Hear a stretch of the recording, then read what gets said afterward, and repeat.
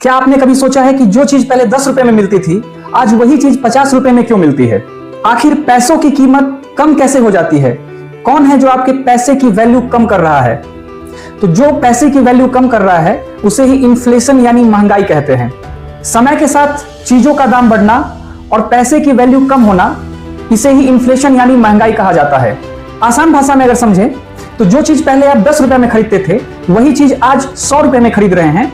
मतलब चीज तो वही है, लेकिन पैसे का जो वैल्यू है वो कम हो गया है। लेकिन सवाल यह है कि महंगाई बढ़ क्यों रही है?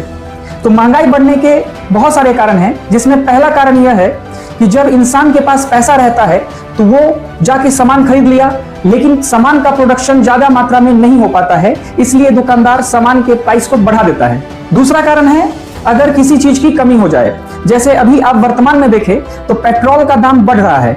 क्यों बढ़ रहा है? क्योंकि इसकी अभी हमारे भारत में पहले की तुलना में कमी आ गई है, इसलिए महंगाई बढ़ रहा है। वैसे ही अगर किसी चीज की कमी हो जाए तो भी महंगाई बढ़ सकती है। युद्ध, महामारी और बड़े संकट में भी महंगाई बढ़ जाता है। लेकिन सबसे जरूरी बात यह है कि अगर आपकी इनकम हर साल नहीं बढ़ रही है, लेकिन महंगाई हर साल बढ़ रही है, तो ये धीरे धीरे आपकी सेविंग को कमजोर करता जाता है। यानी आज जो 1 लाख रुपए आपको बहुत ज्यादा लग रहा है, हो सकता है कि कुछ दिनों के बाद वो 1 लाख का वैल्यू बहुत कम हो जाए। इसलिए अमीर लोग सिर्फ पैसे बचाते नहीं हैं, बल्कि पैसे का उपयोग उस जगह पर करते हैं जहां पर महंगाई से ज्यादा पैसे का वैल्यू बढ़ सके।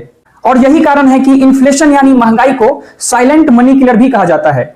ऐसे ही महत्वपूर्ण फैक्ट्स के लिए हमारे चैनल को सब्सक्राइब जरूर करें। धन्यवाद।